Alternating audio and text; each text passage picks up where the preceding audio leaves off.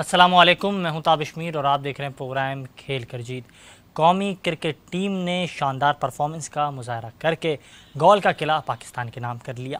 पहला test match Pakistan team ने 4 विकेटों से अपने नाम किया और सीरीज़ में 1-0 से बरतरी हासिल कर ली। दूसरी जानिब कौमी क्रिकेट टीम अपना दूसरा और आखिरी टेस्ट मैच कोलंबो में श्रीलंका के ख़िलाफ़ खेलेगी। लेकिन ये तमाम अहम मौरिकात के अलावा अगर बात की जाए तो अब तक पीसीबी के अंदरूनी मामला ताहाल हल नहीं हुए हैं। एक जानिब चौधरी मोहम्मद ज़का अशरफ चेयरमैन पीसीबी के तौर पर अपनी खिदमत सर अंजाम दे रहे हैं और ज़रा की जानिब से इस वक्त भी ये खबर मंजर आम पर आई है कि श्रीलंका का दौरा ख़त्म होने के फ़ौरन बाद पाकिस्तान टीम के चीफ सेलेक्टर को तब्दील किया जाएगा और हारून रशीद की जगह काफ़ी ज़्यादा फेवरेट करार दिया जा रहा है मोहम्मद हफीज़ को। ये तमाम वो सवालात हैं जो अब भी उठ रहे हैं, जिनके हवाले से अब भी तबसरा हो रहा है, जिनके हवाले से अब भी बात की जा रही है और क्रिकेट के हलकों में अब भी इन तमाम तर सवालात पर मुख्तलिफ आराएं सामने आ रही है। ये अब से कुछ दिनों कबल इकबाल कासिम फेवरेट करार दिए जा रहे थे, मोहसिन हसन खान फेवरेट करार दिए जा रहे थे, सलीम यूसुफ फेवरेट करार दिए जा रहे थे, यहाँ तक कि नए सेटअप में कई और नाम का भी जिक्र हो रहा था। इन तमाम तर सवालात के हवाले से हम जवाब हासिल करेंगे आज के प्रोग्राम में। बज़ाहिर ऑडियो कॉल हमारे साथ इस वक्त मौजूद हैं पीसीबी के साबिक चेयरमैन आरिफ अब्बासी साहब और इस वक्त हमारे स्टूडियोज़ में मौजूद हैं मोहम्मद जावेद खलील साहब, मारूफ कमेंटेटर हैं। सबसे पहले मैं आपकी तरफ आऊँगा अब्बासी साहब, और इसी हवाले से मैं ये जानना भी चाह रहा हूँ कि एक जानिब हम देख रहे हैं कि कई ऐसी चीज़ें जो है अब सामने आ रही हैं। नजम अजीज़ सेठी साहब का जैसे ही दौरा ख़त्म हुआ, उनका टेन्योर इख्तिताम पजीर हुआ तो उन्हें तनकीद का सामना करना पड़ा और हाइब्रिड मॉडल से मुतालिक उन्हें अब तनकीद का सामना करना पड़ रहा है। पाकिस्तान का हाइब्रिड मॉडल तस्लीम कर लिया गया, लेकिन मुतादिद खिलाड़ी जो है उनका ये मौक़िफ़ है कि पाकिस्तान के पास दीगर भी ऑप्शंस थे, कई ऑप्शंस थे। मेरे ही प्रोग्राम में आमिर सोहेल साहब मौजूद थे, उन्होंने कहा कि पाकिस्तान के पास काफ़ी ऑप्शंस थे, लेकिन नजम अजीज़ सेठी ने ना सिर्फ इन ऑप्शंस का इस्तेमाल नहीं किया, उनकी ये नाअहली थी जिसकी वजह से हम हाइब्रिड मॉडल का हिस्सा बने। क्या कहेंगे सर इस पे? ये इसके अंदर आपको माजी में जाना पड़ेगा। ये एशियन क्रिकेट काउंसिल बनाई किसने थी? पाकिस्तान ने बनाई थी। ये प्रॉब्लम जो है वो ये है कि ये जो सेठी साहब थे या क्या नाम था इनका, ये जो थे इनको तारीख नहीं पता। तारीख अगर पता होती तो ये कहते कि साहब ये आप कर क्या रहे हैं, ये आप हम तो यहाँ पे फाउंडिंग मेंबर हैं और हम प्रेसिडेंट बनाते थे, हम सेक्रेटरी जनरल बनाते थे, हम वाइस प्रेसिडेंट बनाते थे। आप हमें स्टेप ब्रदरली ट्रीटमेंट कैसे दे सकते हैं? आप तो आपके बड़े बड़े नहीं दे सकते, मगर कोई बात करने वाला हो तो करे। बिल्कुल वजह फरमाया कि इस हवाले से जो है सलाहियत रखनी होगी, आपको बेहतर अंदाज से डील करना होगा, माजी के हवाले से बात करनी होगी और माजी की तारीख का बेहतर मुताला करना होगा। लेकिन इन तमाम तर चीज़ों के बाद एक अहम सवाल ये सामने आता है, हमने देखा 3 माह के दौरान 3 चेयरमैन पीसीबी तब्दील हुए और कई ऐसे मामला सामने आए। क्या ये जो सवाबदीद है चेयरमैन पीसीबी को तैनात करने की वज़ीर आज़म की, तो ये जो सिलेक्शन का अमल है ये बेहतर है या फिर इलेक्शन का कोई अमल होना चाहिए? जैसे माजी में 33 मेंबर हुआ करते थे, वो जो अंदाज था, वो जो तरीक़ेकार था, वो बेहतर था। क्या कहेंगे इस पे? देखिए, ये जो पेट्रनशिप थी वो जनरल बॉडी थी। जनरल बॉडी कौन थी? उनके वो मेंबर्स थे सारे एसोसिएशंस के, जो हर 2 साल के बाद अपने इलेक्शंस करवाते थे। वो लीगल लोग थे और उनको इस तरह से हटा दिया बाहर। उन्होंने क्या किया था? उन्होंने एक ऑनर दिया था, जो भी ऑक्यूपाई करेगा प्रेसिडेंसी को वो हमारा पेट्रन होगा, और वो प्रेसिडेंट था, प्रेसिडेंट ऑफ पाकिस्तान। अब ये तो हाईवे रॉबरी है ना,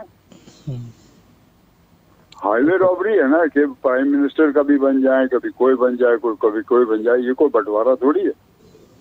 this is a legal decision taken by legal people, और इसको साइड पे रख के ये कह देना कि साहब मैं बन गया हूँ। अरे कैसे बन गए भाई आप?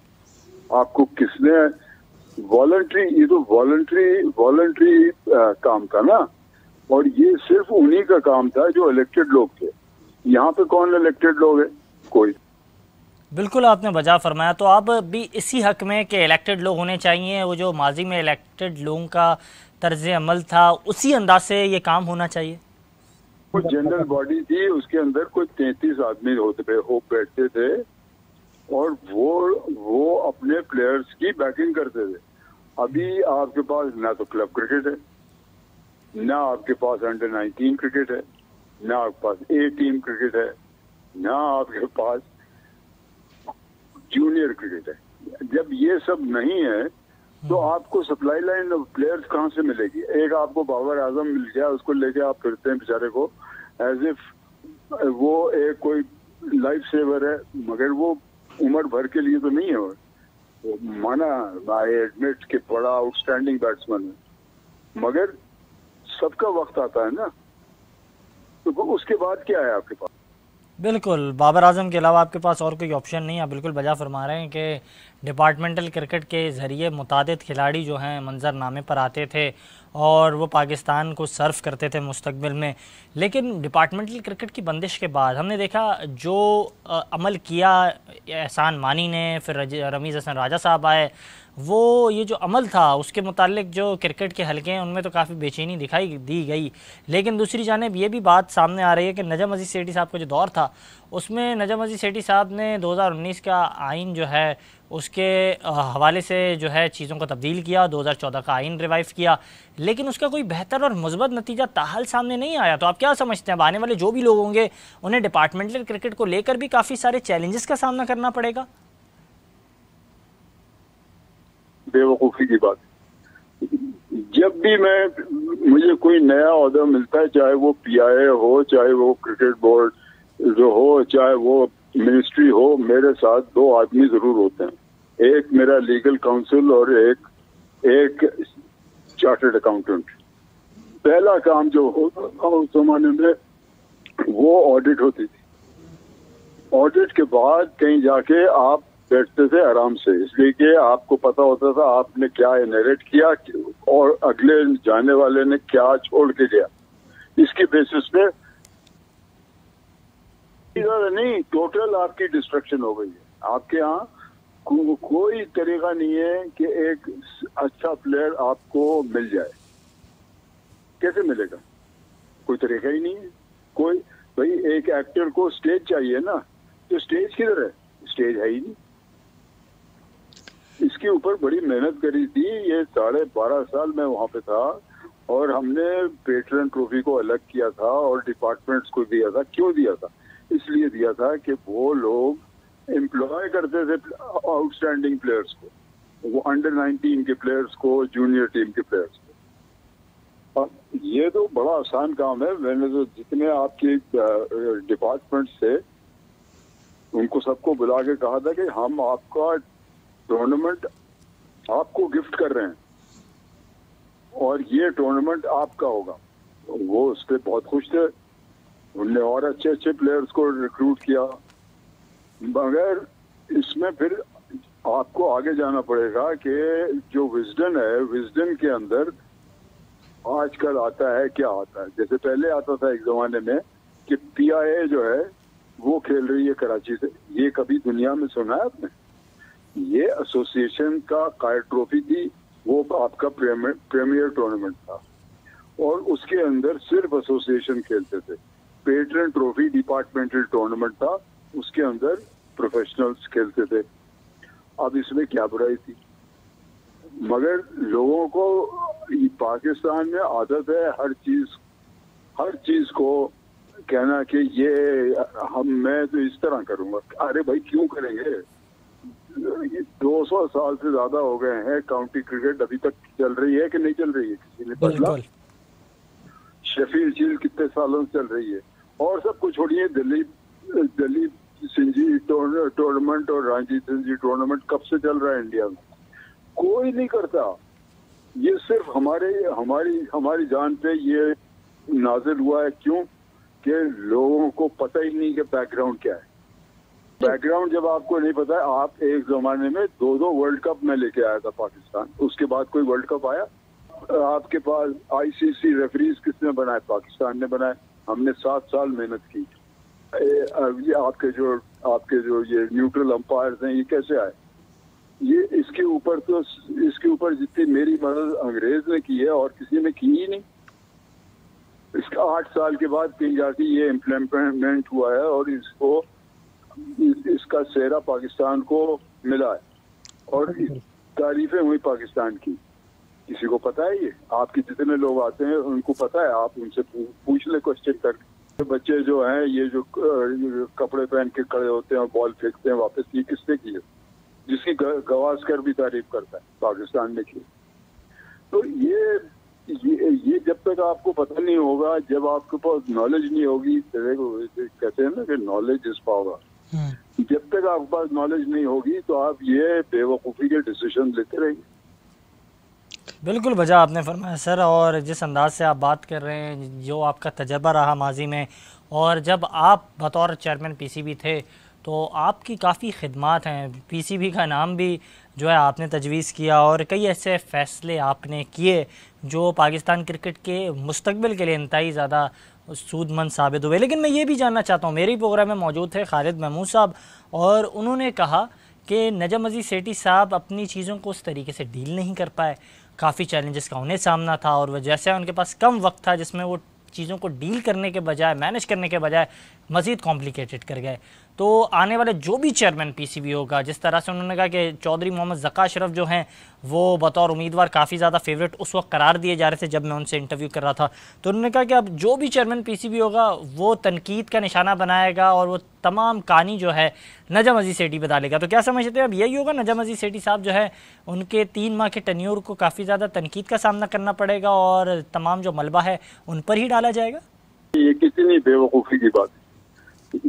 जब भी मुझे कोई नया ओहदा मिलता है, चाहे वो पीआईए हो, चाहे वो क्रिकेट बोर्ड जो हो, चाहे वो मिनिस्ट्री हो, मेरे साथ 2 आदमी जरूर होते हैं। एक मेरा लीगल काउंसिल और एक चार्टर्ड अकाउंटेंट। पहला काम जो होता था उस जमाने में वो ऑडिट होती थी। ऑडिट के बाद कहीं जाके आप बैठते थे आराम से, इसलिए कि आपको पता होता था आपने क्या इनहेरिट किया और अगले जाने वाले ने क्या छोड़ के गया। इसके बेसिस पे ये जो नसीम हसन शाह थे, इनसे तो मैंने इनका घर खाली कर लिया था, इसलिए कि इन्होंने पाकिस्तान के पैसों से, पाकिस्तान क्रिकेट बोर्ड के पैसों से बहुत सारी चीजें खरीदी जिनका कोई ताल्लुक ही नहीं था क्रिकेट से। इसी तरह से एक सॉफ्टवेयर बट उनसे मैं 45 लाख रुपए लिए थे। तो ये क्यों लिए थे? ये इसीलिए लिए थे कि ऑडिट करवाया था। ऑडिट एक दफा हो जाता है तो वो, मगर गवर्नमेंट ऑडिट नहीं, वो चार्टर्ड अकाउंटेंट फर्म का ऑडिट। उसको जब वो साइन कर देते हैं तो वो लीगल डॉक्यूमेंट हो जाता है, उसको कोई नहीं क्वेश्चन कर सकता। ये तो बात इनको पता ही नहीं है, बकवास करते हैं फजूल की। उसके ऊपर आदमी को गुस्सा आता है। क्यों? कि आपको कोई जब पता नहीं है तो कह दे कि भाई ये मुझे नहीं पता, इसमें क्या बुराई है? इसमें कोई बुराई नहीं, मगर आप गलत बात करके आप फंसते हैं फिर। बिल्कुल वजह फरमा रहे सर आप के बेहतर अंदाज से हर चीज़ों को डील करना होगा। लेकिन इसके अलावा एक अहम नुक्ता ये सामने आता है, जावेद मियांदाद साहब मेरे प्रोग्राम में मौजूद थे, साबिक कप्तान, साबिक टेस्ट क्रिकेटर और पाकिस्तान क्रिकेट का एक बड़ा नाम। जावेद मियांदाद जब मेरे प्रोग्राम में मौजूद थे, उन्होंने एक शिकवा किया। उन्होंने कहा कि नजम अजीज़ सेठी साहब आए, उन्होंने डायरेक्टर कौमी क्रिकेट टीम मिक्की आर्थर को जो है तलब किया, उनकी खिदमत अब ली जा रही हैं। उन्होंने कहा बेहतर ये होता कि आप पाकिस्तान के खिलाड़ियों को जो है मौका देते, जो लेजेंड्स जिन्होंने खिदमत की है, जिन्होंने इस हल्के को बेहतर अंदाज से समझा है, वो सलाहियत रखते हैं, आप हमें चांस दें। उन्होंने ये मुतालबा किया। क्या समझते हैं जो हमारे लेजेंड्स हैं उनकी कदर करनी चाहिए? पीसीबी जिस तरीके से डील करता है, क्या ये जो उनका शिकवा है ये दुरुस्त है? एक ये बात जो उन्होंने की है कि हमें जरूरत नहीं बाहर के आदमियों से, इसलिए कि आप नंबर 1 या नंबर 2 होते थे रैंकिंग्स में। आज कहाँ हैं आप? टेस्ट रैंकिंग में तो नामो निशान नहीं है, और वही सचमुच की क्रिकेट है ना? तो आप लोकल आदमियों को बुलाएं, मगर लोकल आदमी को लेजेंड होने की जरूरत नहीं होती है अच्छा कोच बनने की। अच्छा कोच वो होता है जिसमें एक्यूमन दूसरे किस्म का होता है। और आप देख लें ऑस्ट्रेलिया में कोई क्रिकेटर बना है कोच? बड़े कम लोग हैं। इसी तरह से इंग्लैंड में देख लें, इसी तरह से आप हर जगह देख लें। ये कोचिंग एक अलग प्रोफेशन है, वहां से आपको सेलेक्ट करना पड़ता है। बिल्कुल लाइक जैसे आप ट्रेनर लेते हैं तो ट्रेनर एक अलग प्रोफेशन है, फिजियोथेरेपिस्ट एक अलग प्रोफेशन है। इसलिए ये कहते हैं ना कि लेजेंड्स को बुला रहे हैं। लेजेंड क्या करेगा बेचारा, उसने तो जो काम करना था वो कर लिया ग्राउंड के ऊपर, उसको उसके आगे तो कुछ नहीं पता ना। तो आपको लेना पड़ते हैं वो लोग जिनको जिनको जिनको कोचिंग करने की एबिलिटी हो, और उसके लिए दूसरी चीजें देखनी पड़ती हैं। उसके अंदर लीडरशिप क्वालिटीज हैं, उसके अंदर अपने नॉलेज इतनी है कि वो दूसरों को दे, उसके अंदर ये एबिलिटी है कि आपको मैं एक एग्जांपल दूं। कॉलिन कॉड्री बहुत बड़ा प्लेयर था ना। कॉलिन कॉड्री एक दफा ऑक्सफोर्ड आया तो जो हमारा जो स्टुअर्ट जो था क्रिकेट क्लब का, उसने कहा कॉलिन ये तुमने बल्ला पर पकड़ना कैसे ये क्यों कर दिया? कहता है मेरी समझ में नहीं आ रहा, मैं जो भी शॉट मारता हूँ वो मिड ऑन की तरफ जाता है। कहता है ये तुम देखो अपना ग्रिप बदल दिया तुमने। अब ये चीजें जो होती हैं, ये ऑब्जर्वर जो होता है वही देख सकता है और वही उसको रेक्टिफाई कर सकता है। ये नहीं है कि लेजेंड के माने तो कुछ भी नहीं है।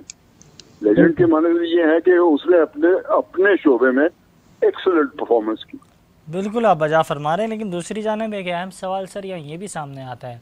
डिपार्टमेंटल क्रिकेट की बंदिश के बाद मुतादिद पाकिस्तानी क्रिकेटर्स अब हमें नज़र आ रहे हैं यूएसए में।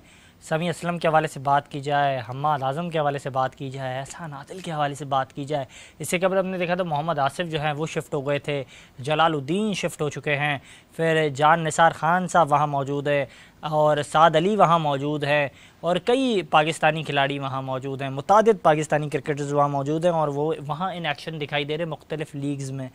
तो क्या समझते हैं ये लीग क्रिकेट के आने के बाद अब पाकिस्तानी क्रिकेटर्स वहाँ जा रहे हैं और जिस तरीके से तमाम तर चीज़ें हो रही हैं, बोर्ड क्या बेहतर अंदाज से डील कर पा रहा है या फिर इसमें कोई बोर्ड का कसूर है? इसके अंदर सबसे बड़ा गुनाहगार इंडिया है। ये जो इनने लीग शुरू की है ये क्या है? ये तो T20 है। T20 तो मैं मानता ही नहीं कि क्रिकेट है, ये तो बुकीज का खेल है। और इसके लिए हर कोई जाता है इसलिए कि इसके अंदर पैसे मिलते हैं। वो अपने मुल्क के लिए नहीं खेलते, वो जाके वहां पे खेलते हैं। तो ये तो आईसीसी का काम है ना। आईसीसी ने क्यों इनको इंक्लूड किया अपने शेड्यूल में? अरे ये लोकल टूर्नामेंट है, ये आईसीसी के शेड्यूल में कैसे आ गया? बिल्कुल बजा फरमाया सर, बहुत शुक्रिया कीमती वक्त देने के लिए। आपने बज़ाहिर ऑडियो कॉल अपनी मसरूफियात में से टाइम निकाला और इन तमाम तर महरक़ात पर बात की, और ये वो अहम सवाल थे जो मुसलसल क्रिकेट के हलकों में ताहल अब तक बेचैनी बनाए हुए रखे थे। और अब इस हवाले से बात भी करेंगे। हमारे साथ स्टूडियो में मौजूद हैं मोहम्मद जावेद खलील साहब। सर, इस हवाले से जिन महरक़ात पर बात की, हाइब्रिड मॉडल हमने देखा नजम अजीज सेठी साहब ने पेश किया, आप इस वक्त मेरे प्रोग्राम में कह चुके हैं कि आपके पास दीगर ऑप्शंस थे, आपको उन हवाले से सोचना चाहिए था। आपने ना सिर्फ ये मॉडल पेश करने के बाद आपके पास जो ऑप्शन था मेज़बानी का, वो राइट्स आपने जो है उससे आप महरूम हो गए। क्या ये बात सही है? बिस्मिल्लाहिर्रहमानिर्रहीम, अस्सलाम वालेकुम। ताबिश जिस तरह आपने हाइब्रिड मॉडल की बात की है, तो हमें जिस तरह से बताया जा रहा है कि नजम सेठी साहब के पास जो है टाइम था, मेरे ख्याल में उनका टाइम पूरा हो चुका था, जिसकी वजह से जो उन्हें जल्द फैसला लेना था। और जब ये हमारा इदारा पीसीबी ऐसा तो नहीं था कि नजम अजीज सेठी साहब जैसे अपने जो है उन्होंने अपनी नशस्त संभाली तो उनको जो चैलेंज था, उनको जो जिस टास्क के लिए रखा गया था वो ये था कि वो हिंदुस्तान को पाकिस्तान लाने में कायल करे, वो उसमें नाकाम हो गए तो उनका टाइम ख़त्म हो गया। अगर वो कायल कर देते तो ऐसा नहीं होता? नहीं, मेरे ख्याल में देखें, ये पीसीबी जो एक खुद मुख्तार इदारा हुआ करता था, अब नहीं ऐसा, क्योंकि जो है सारी सिलेक्शन होती है, पीछे जो है आपके वज़ीर आज़म होते हैं और उनके बिहाफ पे जो है लोग सामने आते हैं, आपके पीसीबी के चेयरमैन। तो आपका ये कहना है कि वज़ीर आज़म की जानिब से भी ये पेशकश की गई होगी जिसके हवाले से नजम अजीज सेठी साहब ने सारी चीज़ों को डील किया? जी बिल्कुल, सियासी तौर पे ये चीज़ें हो रही होती हैं, जिसकी वजह से जो है पूरे इवेंट की मेज़बानी वज़ीर आज़म नहीं चाहते होंगे कि पाकिस्तान करे? नहीं, वज़ीर आज़म नहीं चाहते। मैं ये कह रहा हूँ कि पीछे से जो डील होती है वो सियासी तौर पर हो रही होती है। तो अभी हमारी सियासत जिस रुख पे जा रही है, उनसे डील नहीं कर पाई हमारी। मैं कहता हूँ कि हमारे समझ लो आप वज़ीर आज़म ऑफिस से वो डील नहीं हो सकी कि पाकिस्तान जो है कायल कर सकता है कि भाई इंडिया की टीम जो है आरिफ अब्बासी साहब कह रहे हैं इतना पोटेंशियल इन लोगों में नहीं है जिस तरीके से चीज़ों को डील ये लोग कर रहे हैं। उन्होंने कहा मेरे दौर में मैं इतना कामयाब इसलिए था क्योंकि मैं डिसीजंस लेना जानता था, मुझे पता था कि मैं जिस टीम का चेयरमैन हूँ वो टीम सलाहियतमंद है, उसके अंदर कैपेबिलिटी है। मैंने न्यूट्रल एम्पायर्स लाए, मैंने बॉल पिकर्स का निज़ाम लाया, एक बेहतर ऑडिट कमेटी कायम की गई, बैरुल ममालिक से ऑडिट कमेटियाँ आती थी, चार्टर ऑडिटर होता था। इसके अलावा उन्होंने बात की कि अंग्रेज़ जो थे उन्होंने मेरी काफ़ी मदद की, उन्होंने काफ़ी कुछ सिखाया और हर चीज़ को डील करने के लिए मेरे पास बेहतर लोग थे, एक अच्छी टीम थी। टीम सही नहीं थी नजम सेठी के पास? नहीं सर, ऐसा भी नहीं है कि टीम उनके पास सही नहीं है। असल में जितने नीचे आपके लोग होते हैं इस्तेमाल आपने करना है उन्हें, आप हेड हैं। जब हेड सही होगा तो नीचे वाले मतलब नोमान भट्ट साहब, शकील जो है शेख साहब, इसके अलावा अगर बात की जाए गुल मोहम्मद काकड़ साहब, मीर सुलेमान टालपुर, ये तमाम लोग उनके पास जो थे वो सही थे। देखिए आप मुतमईन उनकी नहीं, मैं समझता हूँ कि कुछ नहीं भी थे सही। कौन? लेकिन उसके अंदर देखिए नाम लेना मुनासिब नहीं है। और सर दिलेरी का मुजाहरा करें, देखिए दिलेरी की बात नहीं है। बात दरअसल ये कि आप किसी एक दो का नाम ले लेते हैं तो आपके ऊपर जो है मुसीबत आ जाती है।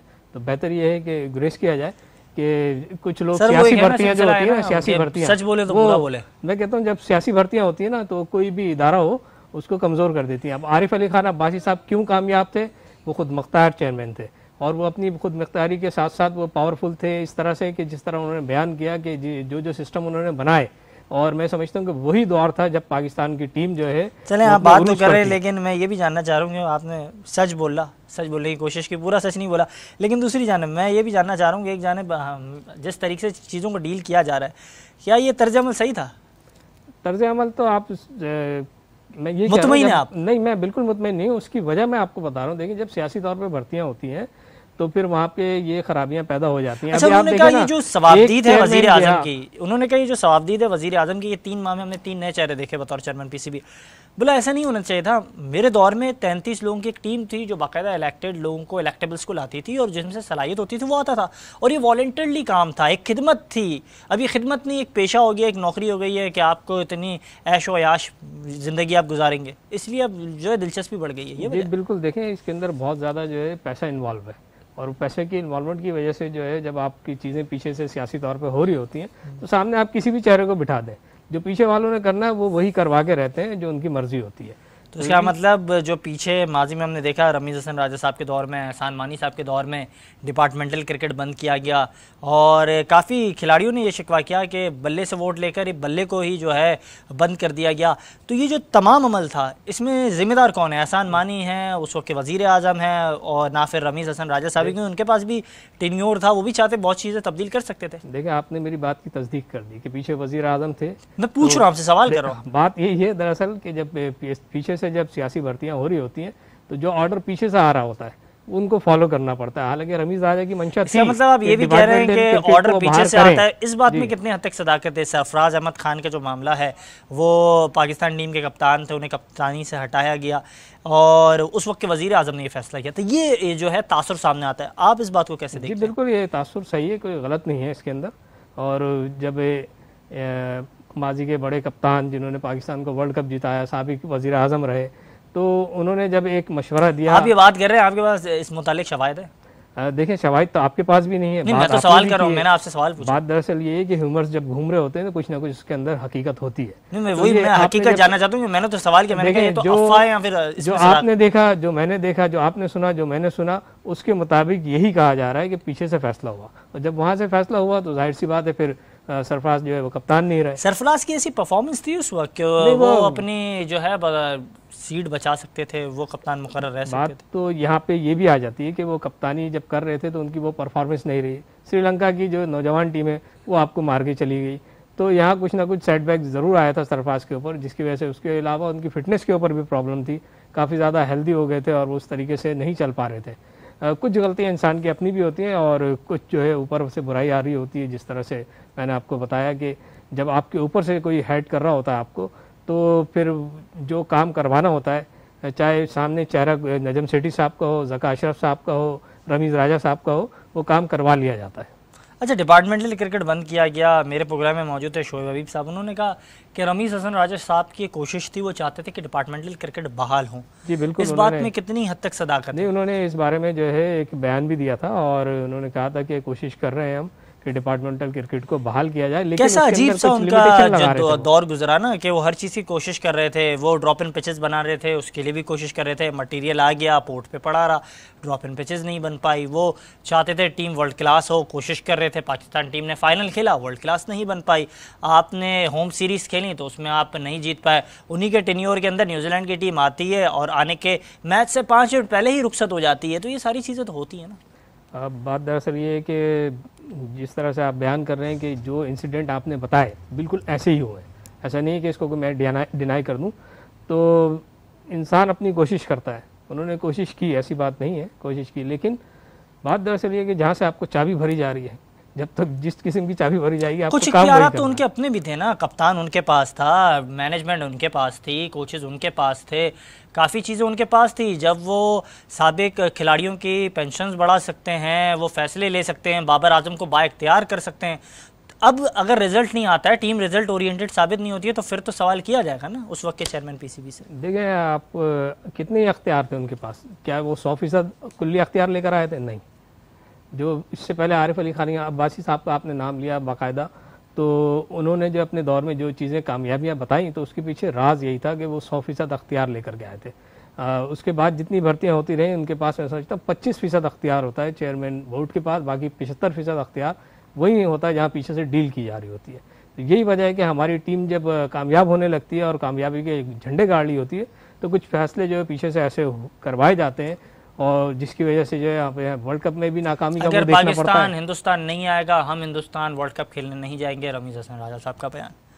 इसके अलावा उन्होंने ये भी बात की, अगर दीगर ममालिक कायल नहीं होते, पाकिस्तान नहीं आना चाहते खेलने, हम नहीं खेलेंगे एशिया कप। ये तमाम बयानात जो थे उनका बाकायदा मजाक बनाया जा रहा था। इतने सेंसिबल आदमी, इतने पढ़े लिखे आदमी, इतने काबिल आदमी, वो इस तरह के बयान थे। साबिक कप्तान भी रहे, क्या उन्हें नहीं पता किस तरीके से चीज़ों को डील करना है? नहीं, मसला यही था कि वो इस टेन्योर में समझ ही रहे थे कि मुझे डील कैसे करना है, क्योंकि वो बयान तो दे देते थे, लेकिन बाद में जब उनके ऊपर बात आती थी कि भाई आप कैसे संभालेंगे, तो फिर जिस तरह आपने कहा कि मजाक बन रहा था, बिल्कुल इसी तरीके से उनकी कई भी बातों का मजाक बना।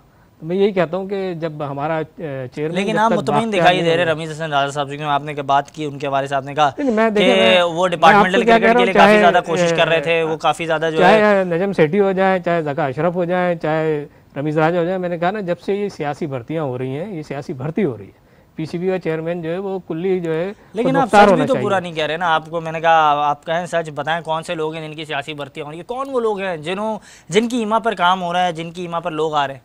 ये हमारे यहाँ तो भाई एक ही इदारा है, वज़ीर आज़म हाउस के अंदर जो बैठा हुआ होगा, चाहे वो कोई भी वज़ीर आज़म हो, वहीं से हो रहा है। बहुत अच्छा लगा आपसे गुफ्तगू कर, और आप इन तमाम तर महरिकात पर बात भी कर रहे थे, और आपने इन तमाम तर बातों को लेकर जो है मौसर अंदाज से जवाब दिया। बड़ा अच्छा लगा, आपने टाइम निकाला अपनी मसरूफियात में से, और ये तमाम तर चीज़ों पर बात कर रहे थे। मारूफ कमेंटेटर हैं कराची के, पाकिस्तान के, और इन तमाम तर चीज़ों पर बात कर रहे थे। उन्होंने यही कहा कि जिस अंदाज से चीज़ों को डील किया जा रहा है, बैकडोर जो पॉलिटिक्स है, उससे पाकिस्तान क्रिकेट को बचाना होगा।